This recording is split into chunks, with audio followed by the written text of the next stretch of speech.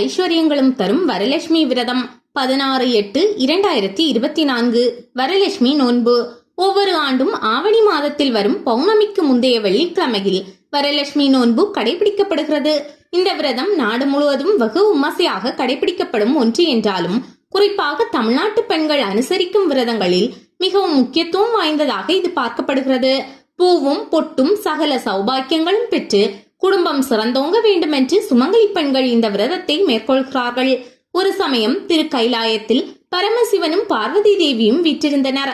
அப்போது பார்வதி தேவி சிவபெருமானை நோக்கி, சுவாமி, எந்த தேவதையை நினைத்து பெண்கள் விரதம் இருந்தால் அவர்களின் குடும்பம் சகல துக்கங்களிலிருந்தும் நீங்க பெற்று சுக வாழ்வை அடையும் என்று கேட்டார். அதற்கு சிவபெருமான், எல்லா சௌபாக்கியங்களையும் தரும் வரலட்சுமி விரதத்தை பற்றி சொல்கிறேன் கேள் என்று கூறி அந்த விரதம் ஏற்பட்ட வரலாற்றை சொன்னார். மகத தேசத்தில் குந்தினபுரம் என்ற ஒரு பட்டினம் உண்டு. அந்த பட்டினத்தில் சாருமதி என்னும் பதிவிரதை இருந்தாள். அவள் லட்சுமி தேவியை வணங்குவதை வழக்கமாக கொண்டிருந்தாள். அவளது கணவன் உஞ்சவிருத்தி மூலம் கொண்டு வரும் அரிசியை கொண்டு அந்த குடும்பத்தில் அனைவரும் பசியாறை வந்தனர். கருணையே வடிவான வரலட்சுமி தேவி பதிவிரதையான சாருமதிக்கு அனுக்கிரகம் செய்ய முன்வந்தாள். ஒரு நாள் சாருமதியின் கனவில் தோன்றிய வரலட்சுமி தேவி, சாருமதி, உன் பக்தியால் நான் மிகவும் மகிழ்ச்சி அடைகிறேன்.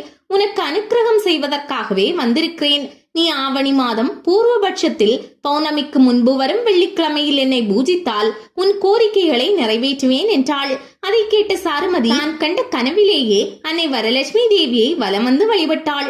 மேலும் தனக்கு தெரிந்த மந்திரங்களை சொல்லி பூஜிக்கவும் செய்தாள். அதோடு பௌர்ணமிக்கு முந்தைய வெள்ளிக்கிழமை அன்று பூஜை செய்யும் வழிமுறைகளை பற்றியும் வரலட்சுமி தேவியிடம் கேட்டு தெரிந்து கொண்டாள். அதிகாலையில் கண்விழித்து எழுந்ததும் தான் கண்ட கனவு பற்றி தன்னுடைய கணவன் மற்றும் மாமியார் மாமனாரிடம் சாருமதி. அவர்கள் அனைவரும் மகிழ்ச்சி அடைந்து அந்த உன்னதமான விரதத்தை கண்டிப்பாக கடைபிடிக்க வேண்டும் என்று மனதில் உறுதி கொண்டனர்.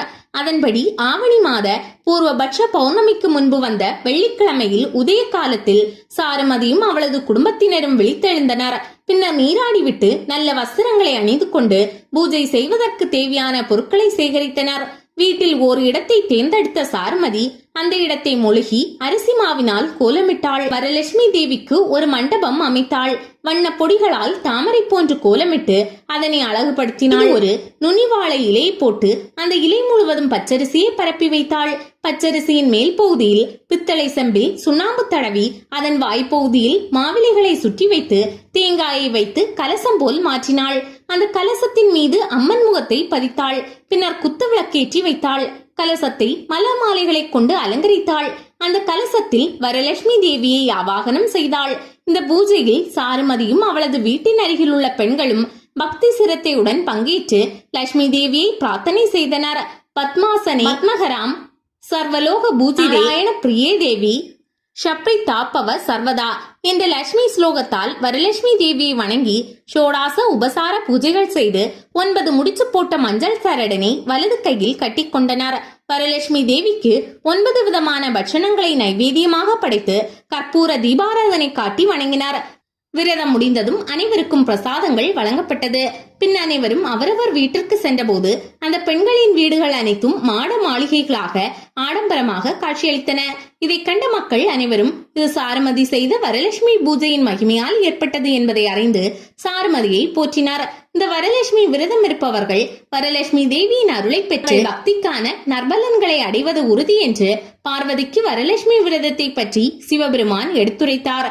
பவிஷ்ய புராணத்தில் பரமேஸ்வரனால் பார்வதி தேவிக்கு சொல்லப்பட்ட இந்த வரலட்சுமி விரதத்தை பற்றி சொல்பவர்களும் சொல்ல கேட்பவர்களும் விரதமிருந்து அதை பூர்த்தி செய்பவர்களும் அஷ்ட ஐஸ்வர்யங்களுடன் புத்திர வாக்கியமும் தீர்க்காயுளும் பெற்று வாழ்வார்கள் என்பது ஐதீகம். விநாயகர் வழிபாடு.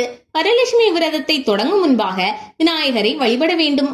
ஒவ்வொரு ஆண்டும் மாறுகின்ற வருடம் ருது மதம் அயனம் பட்சம் திதி நட்சத்திரம் முதலியானவற்றை பஞ்சாங்கத்தை பார்த்து தெரிந்து கொண்டு அதற்கு தக்கவாறு மந்திரத்தில் சேர்த்துக் கொள்ள வேண்டும். அட்சதையையும் சிறிது புஷ்பத்தையும் எடுத்து கையை மூடிக்கொண்டு இடக்கையை விரித்து அதன் மேல் மூடிய வலது கையை வலது தொடை மீது வைத்து சுக்லாம் பரதம் விஷ்ணும் சசிவர்ணம் சதுர்புஜம் பிரசன்னவதனம் யோயேத் சர்வ விக்னோப சாந்தையே என்ற ஸ்லோகத்தை சொல்லி அட்சதைகளை வடக்கு புறமாக சேர்க்கவும். கலச லகு பூஜை. சுத்தமான நீரை பஞ்ச பாத்திரத்தில் நிரப்பி அதில் சில பூக்களை சேர்க்கவும்.